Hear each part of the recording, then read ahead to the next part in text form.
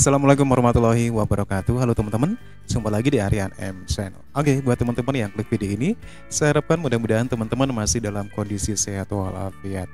Dan jangan lupa dukung channel ini dengan cara like, juga subscribe. Baik, di kesempatan kali ini saya mau reaksi sebuah video yang pidato Perdana Menteri dari Singapura. Dan nanti teman-teman bisa memberikan komentar karena saya melihat apa yang dipakai dalam penyampaian pidato Perdana Menteri Singapura ini hampir mirip dengan bahasa Indonesia. Mungkin karena ini persamaan dari penggunaan bahasa baku atau mungkin teman-teman ada yang tahu. Oke, kita lihat dulu seperti apa videonya. Pertama, kemahiran atau pendidikan. Hasil daripada penekanan terhadap pendidikan, kemajuan orang Melayu semakin ketara. Generasi demi generasi, kita lihat kian ramai orang Melayu berkelayakan lebih tinggi dengan pekerjaan yang lebih baik serta mutu hidup yang lebih makmur dan bermakna. Bak kata peribahasa, sedikit-sedikit, lama-lama jadi bukit. Malah semakin menjadi gunung. Banyak contoh yang boleh saya sebutkan. Misalnya, seperti dalam gambar tahun 2007 ini.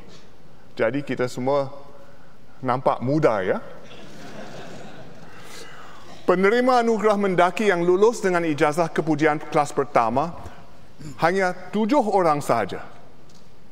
Tetapi lihat gambar ini yang diambilkan tahun lalu pula.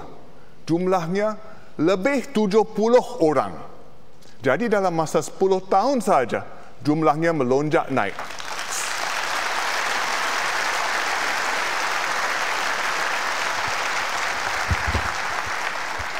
Melonjak naik 10 kali ganda. Syabas masyarakat Melayu.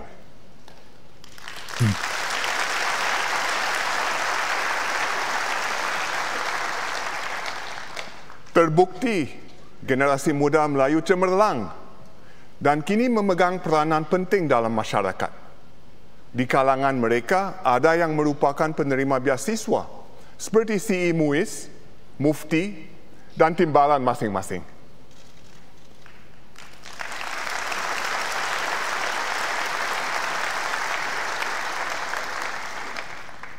Dan tahun ini seorang anak Melayu, Muhammad Dafir Muhammad Faisal, dianugerahkan beasiswa Presiden.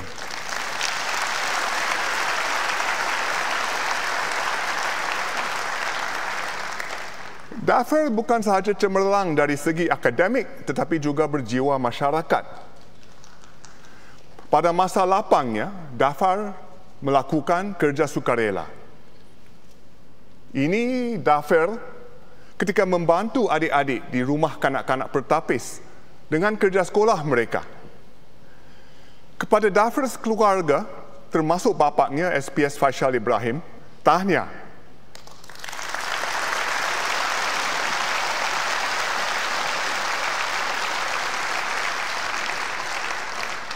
Dan datuknya juga ya.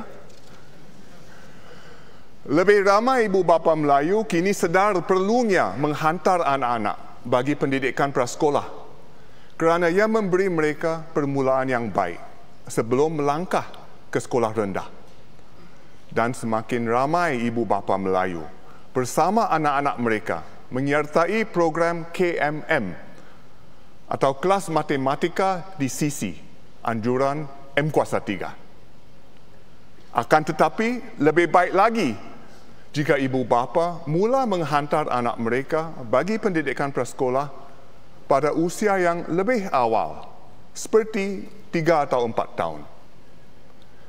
Kami telah memperbaiki mutu pendidikan prasekolah dan memastikan kos kekal berpatutan. Sebenarnya, dengan sokongan pemerintah, yuran tajaka dan tadika sepenuh hari bagi anak dari keluarga kurang mampu boleh serendah $3 sahaja. $3 sebulan ya, bukan sehari. Kami akan memastikan juga bahawa pendidikan prasekolah kekal dimampui oleh keluarga bergaji pertengahan. Saya akan berkongsi lebih lanjut dalam ucapan bahasa Inggeris saya sebentar lagi. Pelajar Melayu juga menunjukkan keputusan yang lebih baik sepanjang persekolahan mereka.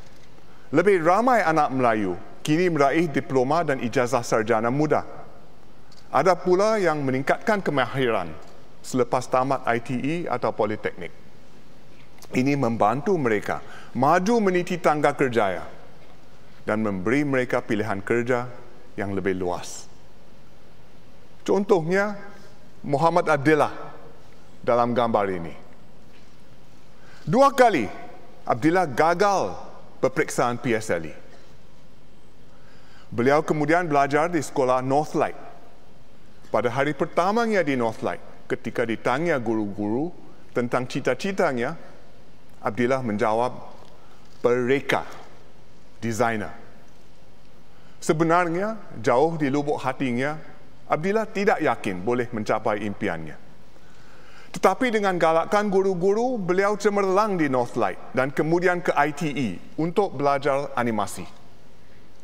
Di ITE, Abdillah juga cemerlang dan melangkah ke Politeknik Nanyang, di mana beliau lulus dengan diploma dalam bidang motion graphics. Mari kita lihat petikan montaj karya-karya Abdillah.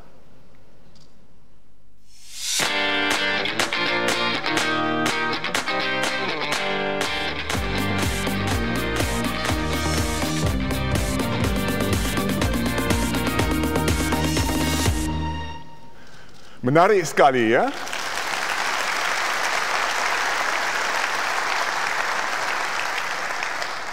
Saya yakin Abdillah akan menjadi seorang pereka grafik yang berjaya.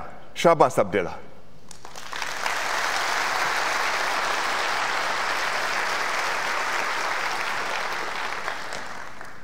Abdillah tidak sendirian.